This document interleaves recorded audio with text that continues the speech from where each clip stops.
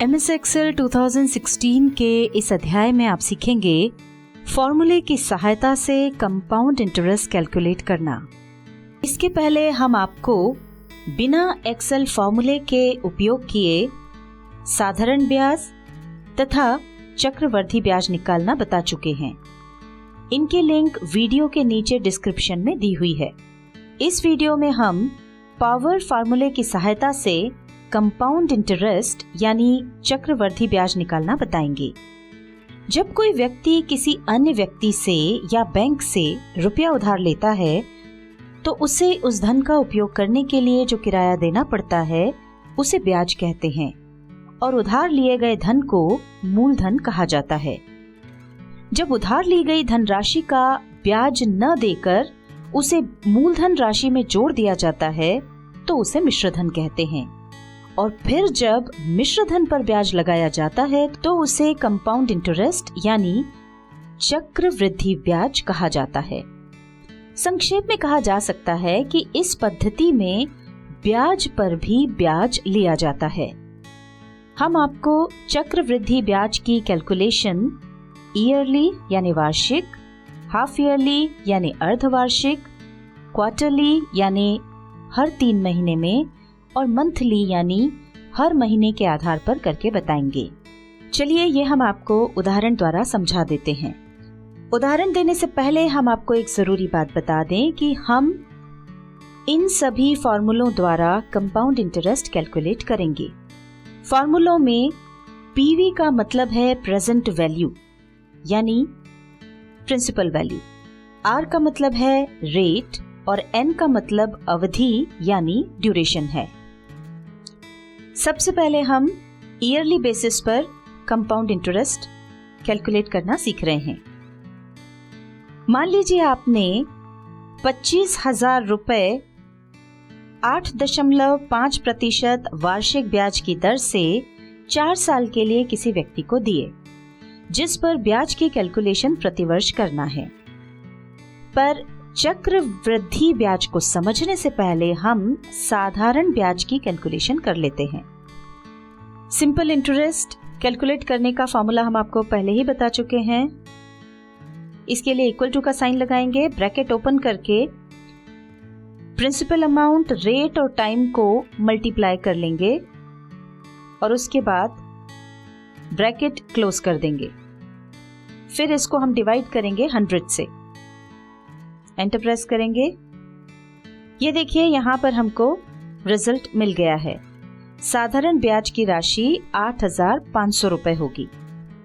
अब चलिए यहाँ पर लिखे हुए फॉर्मूले द्वारा कंपाउंड इंटरेस्ट कैलकुलेट करके देख लेते हैं। यहाँ पर हम ये फॉर्मूला लगाएंगे।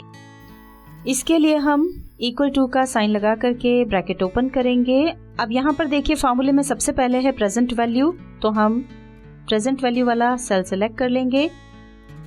अब मल्टीप्लाई का साइन लगा करके ब्रैकेट ओपन करेंगे, 1 लिख करके प्लस का साइन लगाएंगे।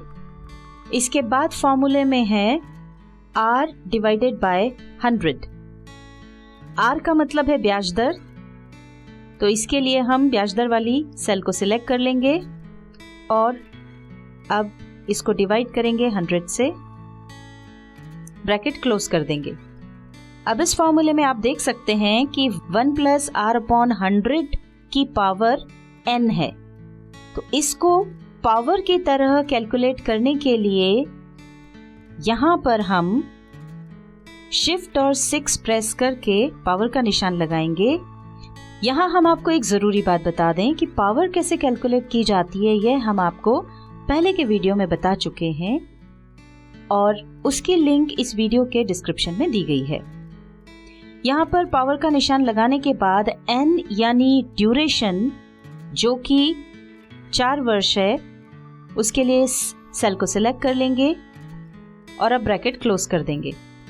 अब इसमें से हमें प्रिंसिपल वैल्यू को घटाना है, तो माइनस का साइन लगा करके प्रिंसिपल वैल्यू वाला जो सेल है उसको वापस सेलेक्ट करेंगे और एंटर प्रेस कर देंगे। ये देखिए यहाँ पर हमको कंपाउंड इंटरेस्ट मिल गया है। इसमें डेसिमल के बाद बहुत सारे नंबर्स हैं, तो हम इनको कम कर देते हैं डिक्रीज डेसिमल की सहायता से। हम डेसिमल के बाद केवल 2 डिजिट्स ले रहे हैं। चलिए अब एक फ्लो चार्ट की सहायता से हम आपको सिंपल इंटरेस्ट और कंपाउंड इंटरेस्ट कैलकुलेट करने में कहाँ पर क्या अंतर आया है ये समझा देते हैं। सबसे पहले हम देखते हैं सिंपल इंटरेस्ट। इसमें हमारी जो प्रेजेंट वैल्यू है वो है 25,000 रुपये। पहले साल के अंत तक 8.5% ब्याज दर से जो ब्याज लगा वो है 2,125 रुपये, और इसी तरह से हर साल जो साधारण ब्याज लग रहा है वो है 2,125 रुपये, और हमारा जो मूलधन है वो वैसा कि वैसा है 25,000 रुपये। अब हम इन 4 सालों के ब्याज को जोड़ लें तो इन 4 सालों में हमारा जो टोटल साधारण ब्याज लग रहा है वो है 8,500 रुपये। वहीं जब हम कंपाउंड इंटरेस्ट को देखते हैं तो यहाँ पर हमारा मूलधन वही है 25,000 रुपये, और पहले साल के अंत तक 8.5% ब्याज दर से जो हमारा ब्याज बना है वो सिंपल इंटरेस्ट जैसा ही है 2,125 रुपये। 25,000 में ये ब्याज जुड़ जाएगा तो ये जुड़कर 27,125 रुपये हो जाएगा, जो कि हमारा मिश्रधन है, और यही मिश्रधन अगले साल के लिए मूलधन बन जाएगा। अब दूसरे साल का जो ब्याज लगेगा वो इस राशि पर लगेगा। तो दूसरे साल में हमारा ब्याज बना है 2,305 रुपये। तीसरे साल के लिए हम इस राशि को भी मूलधन में जोड़ देंगे, और अब जो ब्याज लगेगा वो इस राशि पर लगेगा। इसलिए तीसरे साल में हमारा जो कंपाउंड इंटरेस्ट है वो बना 2,501 रुपये, और चौथे साल के लिए अब जो ब्याज लगेगा वो 31,932 रुपये पर लगेगा। इसलिए चौथे साल में हमको जो ब्याज लग रहा है वो है 2,714 रुपये। इनको अगर हम जोड़ें तो कंपाउंड इंटरेस्ट जो बनता है वो बनता है 9,646 रुपये। अब हम देखते हैं अर्धवार्षिक यानी हाफ ईयरली कंपाउंड इंटरेस्ट किस तरह से निकाला जाए। यहाँ पर 25,000 प्रिंसिपल अमाउंट है, 8.5% वार्षिक ब्याज दर, और अवधि 4 वर्ष के लिए हमें ब्याज की कैलकुलेशन यानी जो कंपाउंडिंग है वो प्रति 6 महीने में करना है। आप देख सकते हैं कि यहाँ पर हमने फॉर्मूला पहले से लिखा हुआ है। यहाँ हम वार्षिक ब्याज दर को 2 से डिवाइड कर रहे हैं, कारण हमें यहाँ पर 6 माह की ब्याज दर चाहिए, और इसके बाद पावर का साइन लगा करके पीरियड को हम 2 से गुणा कर रहे हैं। इसकी वजह ये कि हमने जो ब्याज की कैलकुलेशन की है वो 6 माह की है, और 1 वर्ष की कैलकुलेशन के लिए हमें इसमें 2 का गुणा करना पड़ेगा। आसान भाषा में कहा जाए तो जब हम अर्धवार्षिक कंपाउंडिंग करते हैं तो ब्याज दर का आधा और समय का 2 गुना कर देते हैं। अब हम यहाँ पर फॉर्मूला टाइप करते हैं। इक्वल टू का निशान लगाएंगे, ब्रैकेट ओपन करेंगे, और सबसे पहले हम प्रिंसिपल वैल्यू सेलेक्ट कर लेंगे। मल्टीप्लिकेशन का निशान लगाएंगे, ब्रैकेट ओपन करेंगे। 1 प्लस हमको ब्याज दर चुननी है, उसके लिए हम ये सेल सेलेक्ट कर लेंगे। अब इसको हमको 2 से भाग देना है, तो हम इसको डिवाइड बाय 2 करेंगे, और इस पूरे को हमको 100 से डिवाइड करना है, इसलिए अब डिवाइड बाय 100 करेंगे। ब्रैकेट क्लोज करेंगे। अब शिफ्ट के साथ 6 प्रेस करके पावर का निशान लगाएंगे। अब ये जो पावर है वो है 2n, यानी हमको जो हमारी अवधि है उसमें 2 का गुणा करना है। तो ब्रैकेट ओपन करेंगे, 2 इसको मल्टीप्लाई करेंगे हमारी अवधि से जो है 4 इयर्स। तो इसके लिए हम इसको सिलेक्ट कर लेंगे, ब्रैकेट क्लोज करेंगे। अब यहाँ पर एक और ब्रैकेट क्लोज करेंगे और अब इसमें से हमको माइनस करना है प्रेजेंट वैल्यू, तो उसके लिए वापस हम प्रेजेंट वैल्यू वाली सेल को सिलेक्ट कर लेंगे। यहाँ पर हम मैन्युअली भी ये सारी संख्याएं लिख सकते थे, पर उसकी बजाय हम यहाँ पर इन वैल्यूज़ को सिलेक्ट कर रहे हैं ताकि भविष्य में अगर कभी हमको इन किसी भी वैल्यू में कोई चेंज करना हो तो हमारे रिजल्ट में अपने आप चेंज हो जाए, हमको सारी संख्याएं फिर से टाइप ना करना पड़े। ये हमने फॉर्मूला टाइप कर दिया है। अब हम एंटर प्रेस करेंगे। ये देखिए यहाँ पर हमें हर 6 महीने में लग रहे ब्याज का कंपाउंड इंटरेस्ट मिल गया है। इसके भी डेसिमल के बाद की जो डिजिट्स हैं उनको हम कम कर लेते हैं। अब हम ये भी देख लेते हैं कि अगर हम ऊपर दी गई किसी भी वैल्यू में कोई चेंज करेंगे तो हमारे रिजल्ट पर किस तरह से प्रभाव पड़ेगा। जैसे यहाँ पर प्रेजेंट वैल्यू 25,000 की जगह हमने 30,000 कर दी। अब जैसे ही हम एंटर प्रेस करेंगे, देखिए यहाँ पर अपने आप रिजल्ट इस हिसाब से चेंज हो गया है। अगर हम पीरियड चेंज करते हैं तो भी हमको यहाँ पे बदलाव दिखेगा। 4 की जगह हमने यहाँ पर 5 कर दिया। जैसे ही एंटर प्रेस करेंगे, ये देखिए यहाँ पर कंपाउंड इंटरेस्ट फिर चेंज हो गया। तो वैल्यूज को सिलेक्ट करने का ये फायदा होता है कि आपको बार बार वहां पर फॉर्मूला टाइप नहीं करना पड़ेगा। अब हम देखते हैं कि 25,000 प्रिंसिपल अमाउंट के लिए 8.5% वार्षिक ब्याज की दर से 4 साल का कंपाउंड इंटरेस्ट कैसे कैलकुलेट करेंगे।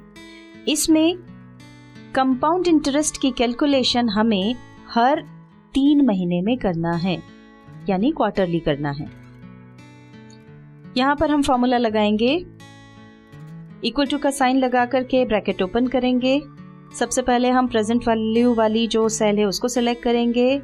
अब मल्टीप्लिकेशन का निशान लगाएंगे, फिर ब्रैकेट ओपन करेंगे 1 प्लस, अब हमको रेट लेना है तो हम रेट वाली सेल को सिलेक्ट कर लेंगे। यहाँ पर हमने रेट को 4 से डिवाइड किया है और समय को 4 से मल्टीप्लाई किया है। ऐसा हमने इसलिए किया क्योंकि ब्याज हर 3 महीने में कैलकुलेट होगा, यानी ब्याज का हिसाब वर्ष में 4 बार होगा। इसलिए दर को 1/4 और अवधि को 4 गुना करना होगा। तो यहाँ पर ये जो दर है इसको अब हम डिवाइड करेंगे बाय 4 और इस पूरे को डिवाइड करेंगे 100 से और ब्रैकेट क्लोज कर देंगे। अब हमको पावर का निशान लगाना है, उसके लिए शिफ्ट और 6 कीज को प्रेस करेंगे, फिर से ब्रैकेट ओपन करेंगे। अब 4 को मल्टीप्लाई करेंगे अवधि से जो कि है 4 साल। हमने ये सिलेक्ट कर ली, ये वैल्यू सिलेक्ट कर ली। अब ब्रैकेट क्लोज करेंगे, एक बार फिर से ब्रैकेट क्लोज करेंगे और अब हम इसमें से माइनस करेंगे प्रेजेंट वैल्यू। एंटर प्रेस करेंगे। ये देखिए हमें हर 3 महीने में लग रहे ब्याज का कंपाउंड इंटरेस्ट मिल गया है। आइए अब देखते हैं कि यदि ब्याज हर महीने में लग रहा हो तो कंपाउंड इंटरेस्ट कैसे कैलकुलेट होगा। उसके लिए भी वैल्यूज वही हैं। 25,000 रुपये 8.5% वार्षिक ब्याज की दर से 4 साल के लिए हमने किसी व्यक्ति को दिए और उसके लिए हमें ब्याज की कैलकुलेशन हर माह करनी है। उसके लिए हम ये ऊपर दिए हुए फॉर्मूले को यूज करेंगे। इस बार हमने ब्याज दर को यानी आर को 12 से डिवाइड किया है और एन यानी ड्यूरेशन को 12 से मल्टीप्लाई किया है। ऐसा हमने इसलिए किया क्योंकि ब्याज हर महीने कैलकुलेट होगा, यानी ब्याज का हिसाब वर्ष में 12 बार होगा। इसलिए दर को 12 हिस्सों में बांटा और अवधि को 12 गुना किया। आइए अब इस फॉर्मूले को हम यहाँ पर नीचे लगाते हैं। इक्वल टू का निशान लगाएंगे, ब्रैकेट ओपन करेंगे। सबसे पहले हम सिलेक्ट करेंगे प्रेजेंट वैल्यू, मल्टीप्लिकेशन का निशान लगाएंगे, फिर ब्रैकेट ओपन करेंगे और 1 प्लस टाइप करने के बाद हम सिलेक्ट करेंगे रेट, इसको डिवाइड करेंगे 12 से और इस पूरे को डिवाइड करेंगे 100 से। उसके बाद ब्रैकेट क्लोज कर देंगे, पावर का निशान लगाएंगे, फिर से ब्रैकेट ओपन करेंगे। अब हम टाइप करेंगे 12, मल्टीप्लिकेशन का निशान लगाएंगे और उसके बाद हम पीरियड वाली सेल को चुनेंगे, ब्रैकेट क्लोज करेंगे, एक और ब्रैकेट क्लोज करेंगे और अब इसको माइनस करेंगे प्रेजेंट वैल्यू से। एंटर प्रेस करेंगे। ये देखिए, ये हमको कंपाउंड इंटरेस्ट मिल गया है।